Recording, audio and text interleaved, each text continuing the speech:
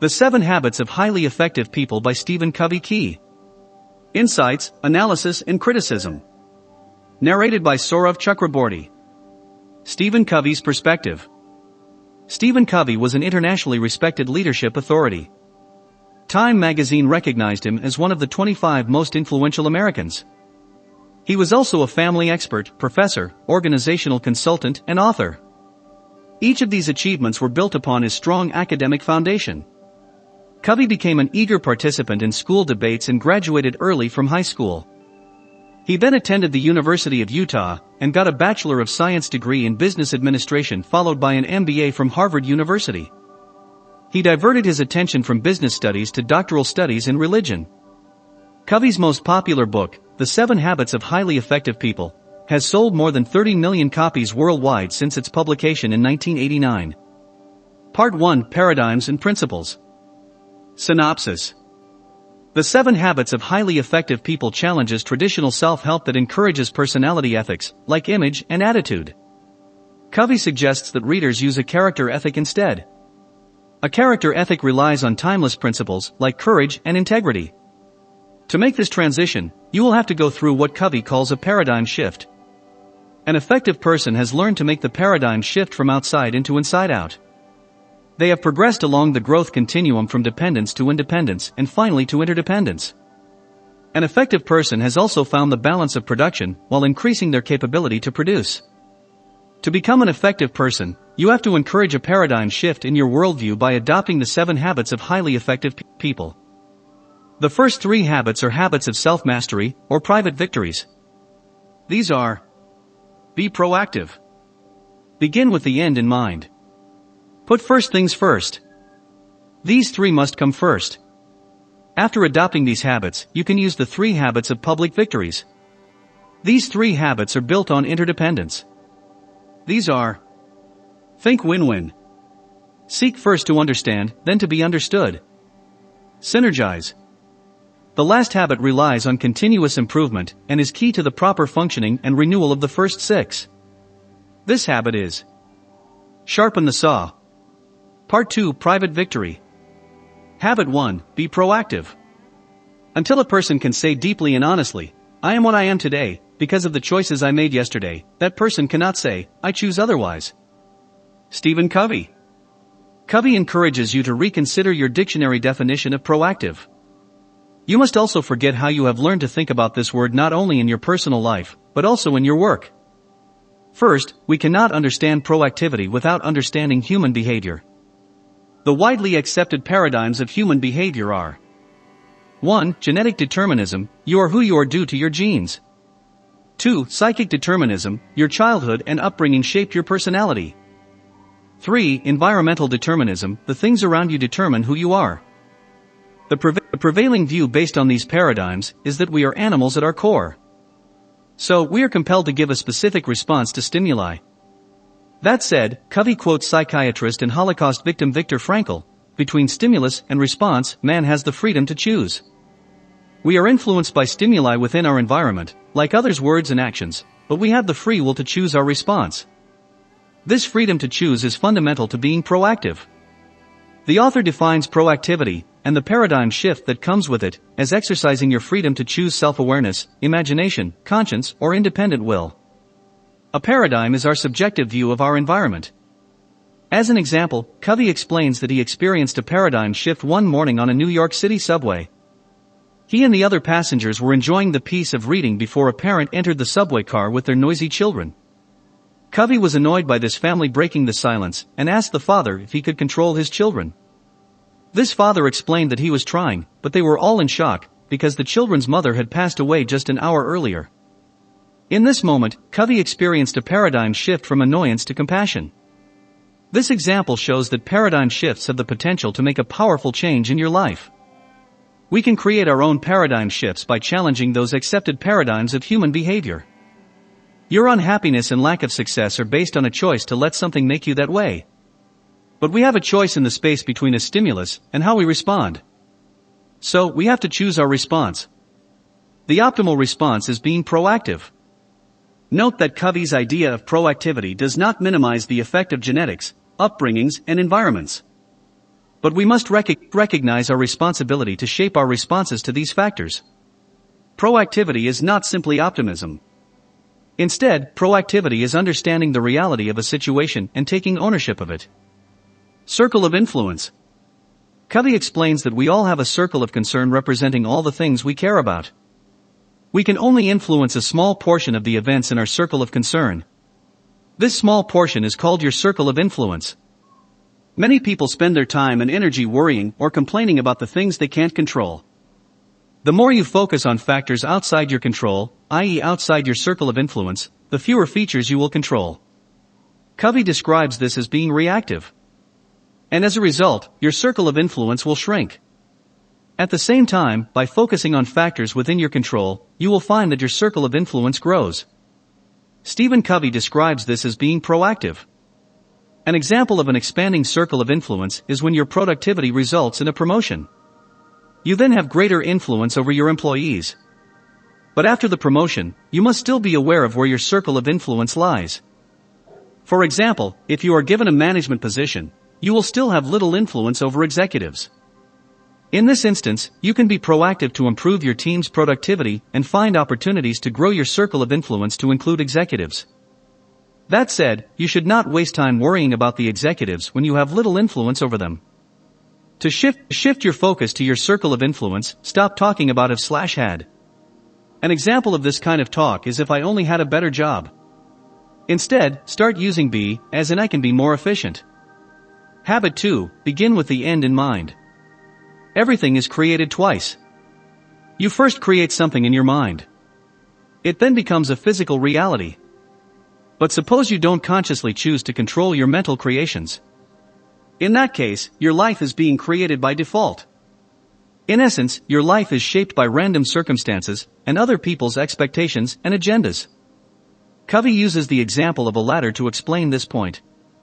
If your ladder isn't leaning against the right wall, every step you take gets you to the wrong place faster. The lesson here is that without your end in mind, you will make progress in the wrong direction. Starting with the end in mind means approaching any role you have in life with clear values and directions. Because we are self-aware, we can realize when we're not in harmony with our values or not using a proactive design. So, place the outcome you want at the center of your life. Those issues at the center of your life will be the source of your security, your sense of worth, guidance, your source of direction, wisdom, your perspective, and power, your capacity to act and accomplish. Most people do not take the time to align their values with their center. As a result, they have multiple centers. People can be spouse-centered, family-centered, money-centered, work-centered, pleasure-centered, or self-centered. Many of these centers are acceptable. But Covey explains that it is unhealthy to depend on any of these centers for security, guidance, wisdom, or power. Instead, to be an effective person, you need to have a principle center. Your principle center should be based on timeless, unchanging values. The principle center puts all these other centers in perspective. It also allows you to see that, just like all the bricks in a house have a purpose, all of your actions have a purpose. The personal power that comes from principle-centered living is the power of a self-aware, knowledgeable, proactive individual, unrestricted by the attitudes, behaviors, and actions of others, or by many of the circumstances and environmental influences that limit other people. Stephen Covey. Personal mission statement.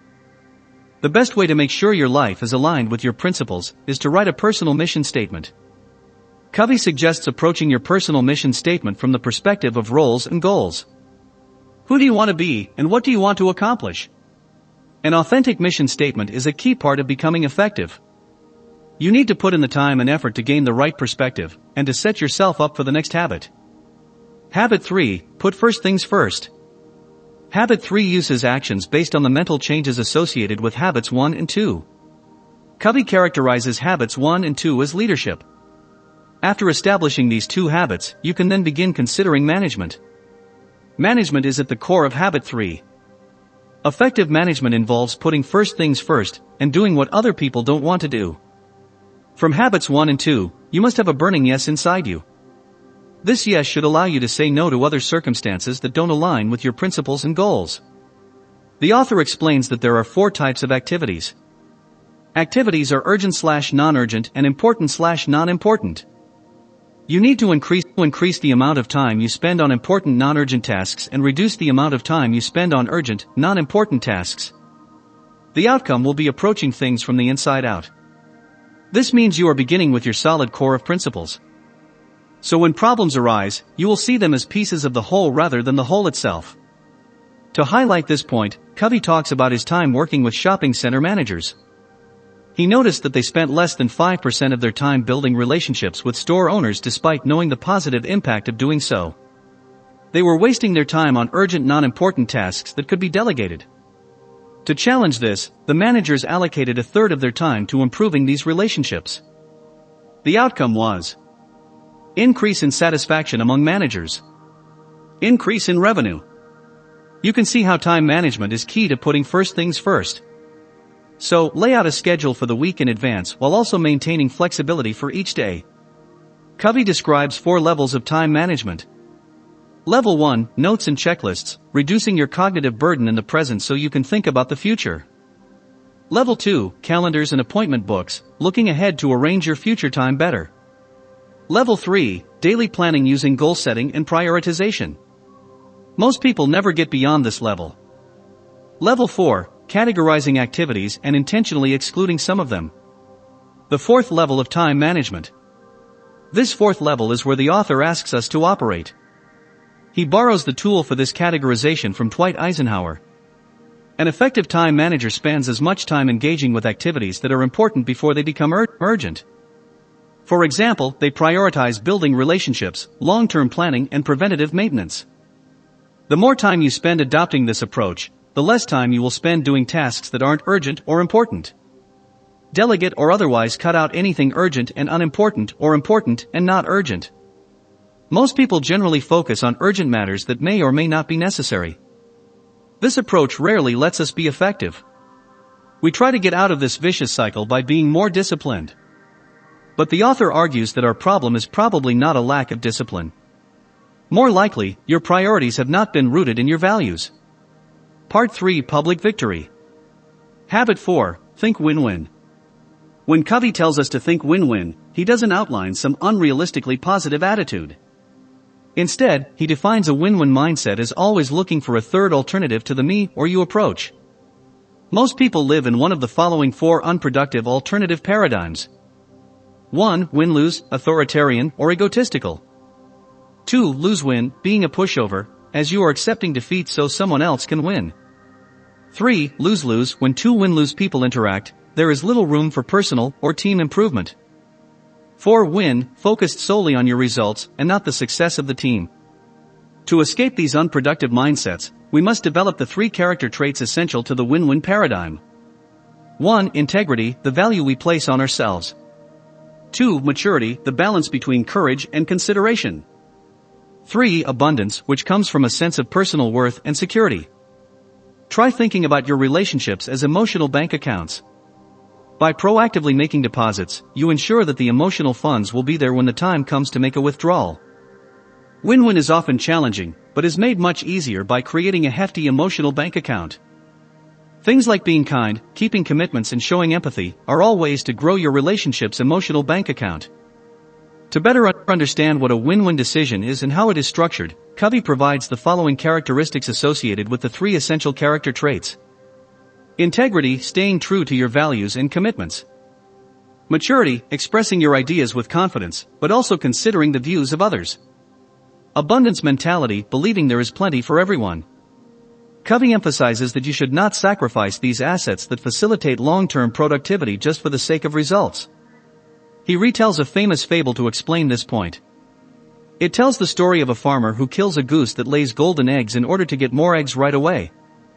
But he soon realizes it was a mistake because now he won't get any more eggs. The lesson from this story is that assets that support production capability, should be valued more than production itself. You also have to balance your production of desired results, P, and production capability, PC.